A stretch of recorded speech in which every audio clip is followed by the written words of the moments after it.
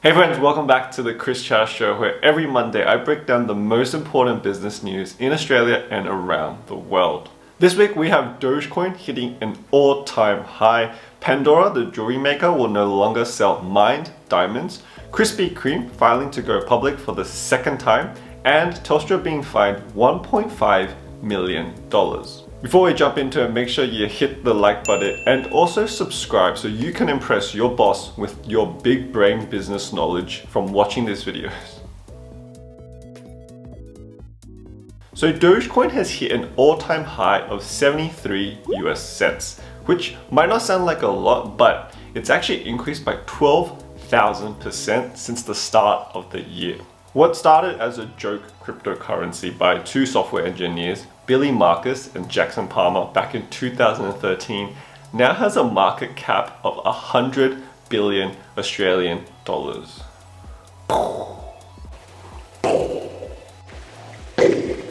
That's right, Dogecoin is worth more than Telstra and Afterpay and Coles combined.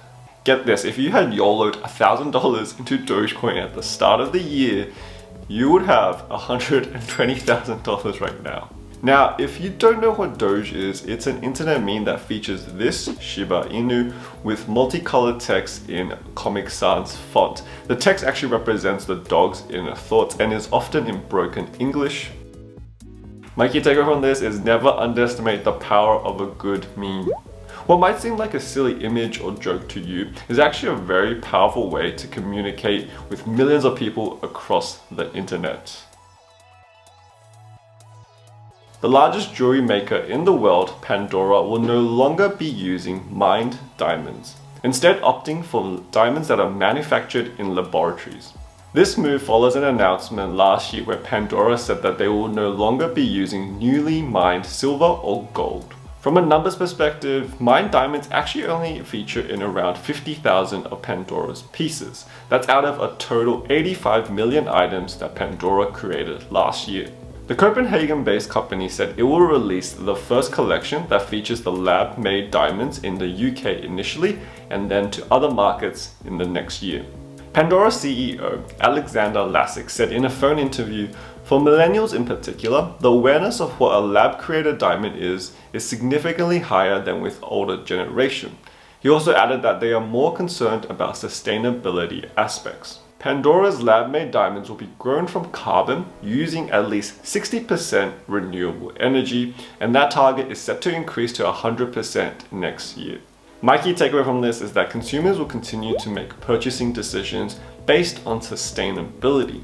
And the companies that recognize this trend and also take advantage of it will be the ones that are rewarded early on.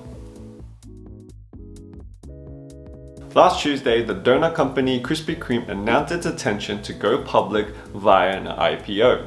The 83-year-old donut chain actually first went public all the way back in 2000, but it had to file for bankruptcy after there was an investigation into its accounting practices, as well as a sharp decline in sales at some of its franchise stores. The company was later bought by German conglomerate JAB Holding Co. for a very sweet deal worth $1.35 billion, taking Krispy Kreme private.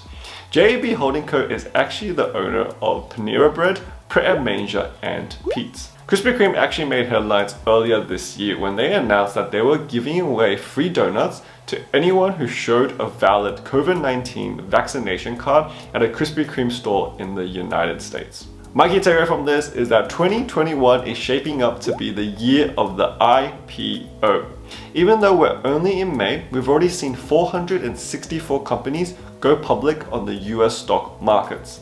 That's a lot, especially when you consider that last year we only had a total of 480 IPOs. Australia's largest telco provider, Telstra, has been fined $1.5 million for not letting customers keep their existing phone numbers when they tried to switch to a different provider. The fine was issued by the Australian Communications and Media Authority, ACMA, which is the regulator for the telecommunications industry. According to ACMA, a total of 42,000 customers both residential and business, were unable to move to another telco or switch to Telstra. The regulator said that Telstra had unilaterally cancelled transfer requests that were scheduled to occur and stopped accepting new requests.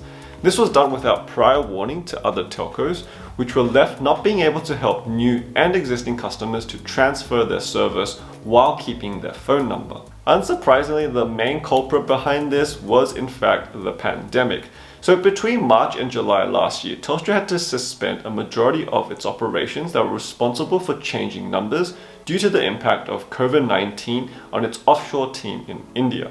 In a statement to ABC News, Telstra said that the issue happened at the height of the first global wave of COVID, a time that tested everyone's resilience and crisis management.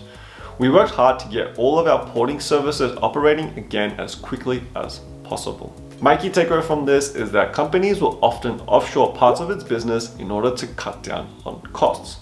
But there's always a risk involved when you have part of your team located in a different country. As always, thank you for watching, liking, and subscribing. I hope you have a wonderful week. Also, let me know in the comments below if you have any thoughts or opinions about the news stories that I shared. As always, an important disclaimer, I am not a financial advisor, this is not financial advice. This video and my channel is for general information only. As with anything in life, you should do your own due diligence and seek independent advice.